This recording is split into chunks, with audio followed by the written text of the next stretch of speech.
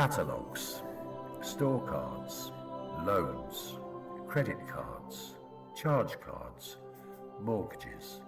Just a number of ways to get credit in the UK and anywhere else in the world.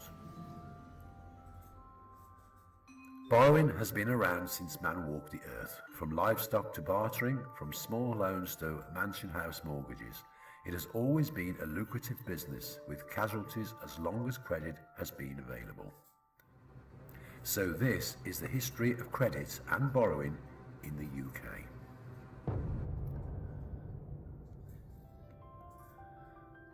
Catalogues or small order goods purchases began over 170 years ago, but the first credit orders came from Littlewoods Catalogues in 1924, founded by brothers John and Cecil Morse, the same company that introduced the football pools and opened many retail outlets from 1937.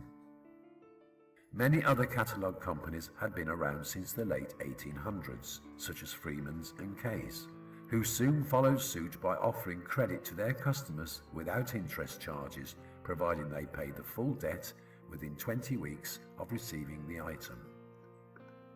This became big business for Littlewoods, as they already had a large customer base with names and addresses on their files due to its successful football pools membership, to which they sent catalogue brochures by encouraging people to take up mail order shopping accounts. The sales pitch was, "We sell only quality British made goods," and "Our catalogue is our good ship." People would fill in their order forms with the catalogue number, size and colour codes of the items, post them off, and they would get their items delivered within 28 days. In the 1970s, catalogues became household names, including Kay's, Peter Marshall, Grattan's, Great Universal, and Montgomery Ward, just to name a few, all printing glossy, coloured, thick, heavy books featuring their products, prices, and weekly payment amounts. Old catalogues have become collectible items today. For example, a 1970s Kay's catalogue could now fetch over £100. They were throwaway items, but people love to see how they showed the fashions, technology, and social history of the past 5 decades. Oh, and let's not of course forget the ever talked about underwear section. The introduction of telephone ordering via the operator asking for free phone number 2151 was introduced by Kay's and was soon followed up by all other companies. Credit was extended to up to 36 weeks and then 52, with still no interest to pay. Major celebrities were on glossy covers such as Lulu, Anita Harris, Joan Collins, increasing the catalogue's popularity.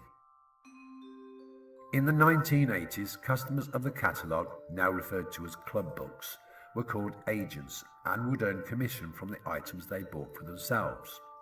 They were also encouraged to form their own syndicates, allowing non-customers of the catalogue companies to become their agents' customers, thus allowing them to order items in order to earn more commission for the subscriber.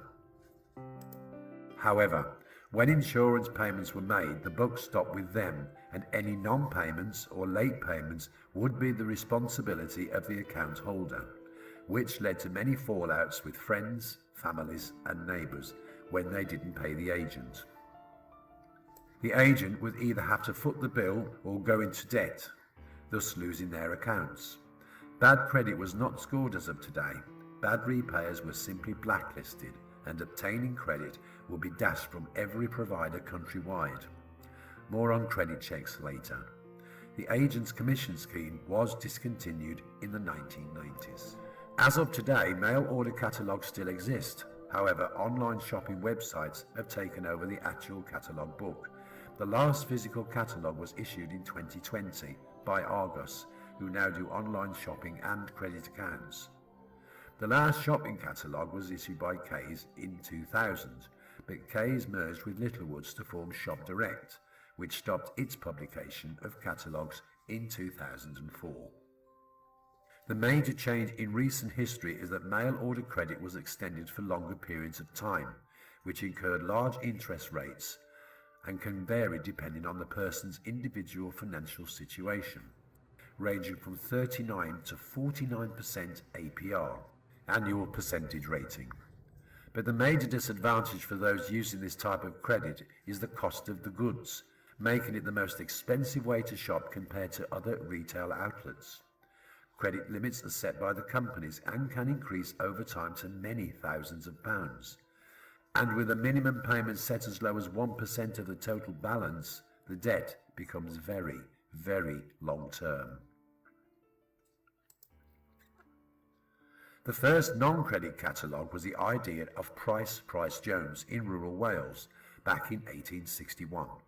His method of sending a book displaying his wares by post, encouraging people who lived in the outer town and sparse areas to get items on their doorsteps, without having to travel miles to local towns. A black and white printed booklet would be circulated, eventually countrywide, which made the beginning of remote shopping. People would pay 1 penny for next day delivery, along with a full purchase price.